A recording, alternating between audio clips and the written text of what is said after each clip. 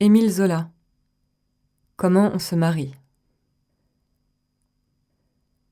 Au XVIIe siècle, l'amour en France est un seigneur empanaché, magnifiquement vêtu, qui s'avance dans les salons précédé d'une musique grave. Il obéit à un cérémonial très compliqué, ne risque point un pas sans qu'il soit réglé à l'avance. D'ailleurs, il reste parfaitement noble, d'une tendresse réfléchie, d'une joie honnête. Au XVIIIe siècle, l'amour est un garnement qui se débraille. Il aime comme il rit, pour le plaisir d'aimer et de rire, déjeunant d'une blonde, dînant d'une brune, traitant les femmes en bonnes déesses dont les mains ouvertes distribuent le plaisir à tous leurs dévots. Une haleine de volupté passe sur la société entière, mène la ronde des bergères et des nymphes, des gorges décolletées frissonnantes sous les dentelles. Époque adorable où la chair fut reine. Grande jouissance, dont le souffle lointain nous arrive tiède encore, avec l'odeur des chevelures dénouées. Au XIXe siècle, l'amour est un garçon rangé, correct comme un notaire, ayant des rentes sur l'État. Il va dans le monde ou vend quelque chose dans une boutique. La politique l'occupe. Les affaires lui prennent sa journée de 9h du matin à 6h du soir. Quant à ses nuits, il les donne au vice pratique, à une maîtresse qu'il paie ou à une femme légitime qui le paie. Ainsi donc, l'amour héroïque du XVIIe siècle, l'amour sensuel du XVIIIe est devenu l'amour positif qu'on bâcle, comme un marché en bourse. J'entendais un industriel se plaindre dernièrement qu'on n'eût pas inventé encore une machine à faire les enfants.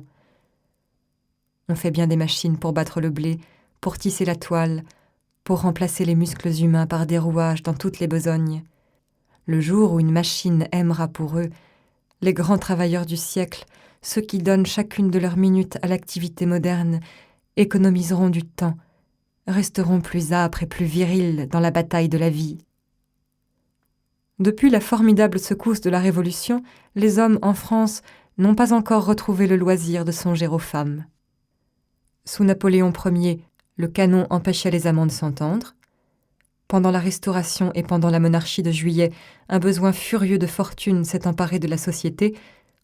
Enfin, le règne de Napoléon III n'a fait que grossir les appétits d'argent, sans même apporter un vice original, une débauche nouvelle. Et il y a une autre cause, la science, la vapeur, l'électricité, toutes les découvertes de ces 50 dernières années. Il faut voir l'homme moderne avec ses occupations multiples, vivant au dehors, dévoré par la nécessité de conserver sa fortune et de l'accroître, l'intelligence prise par des problèmes toujours renaissants, la chair endormie par la fatigue de sa bataille quotidienne, devenu lui-même un pur engrenage dans la gigantesque machine sociale en plein labour. Il a des maîtresses ainsi qu'on a des chevaux pour faire de l'exercice. S'il se marie, c'est que le mariage est devenu une opération comme une autre, et s'il a des enfants, c'est que sa femme l'a voulu.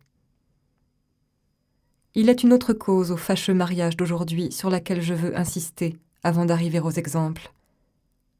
Cette cause est le fossé profond que l'éducation et l'instruction creusent chez nous dès l'enfance, entre les garçons et les filles. Je prends la petite Marie et le petit Pierre. Jusqu'à 6 ou 7 ans, on les laisse jouer ensemble. Leurs mères sont amies, ils se tutoient, s'allongent fraternellement des claques, se roulent dans les coins, sans honte. Mais à 7 ans, la société les sépare et s'empare d'eux. Pierre est enfermé dans un collège où l'on s'évertue à lui emplir le crâne du résumé de toutes les connaissances humaines. Plus tard, il entre dans les écoles spéciales, choisit une carrière, devient un homme. Livré à lui-même, lâché à travers le bien et le mal pendant ce long apprentissage de l'existence, il a côtoyé les vilainies, goûté aux douleurs et aux joies, fait une expérience des choses et des hommes. Marie, au contraire, a passé tout ce temps cloîtrée dans l'appartement de sa mère. On lui a enseigné ce qu'une jeune fille bien élevée doit savoir. La littérature et l'histoire expurgées, la géographie, l'arithmétique, le catéchisme. Elle s'est en outre Nous espérons que vous avez apprécié cet aperçu. Pour continuer à écouter ce livre audio sur Google Play Livres, utilisez le lien dans la description de la vidéo.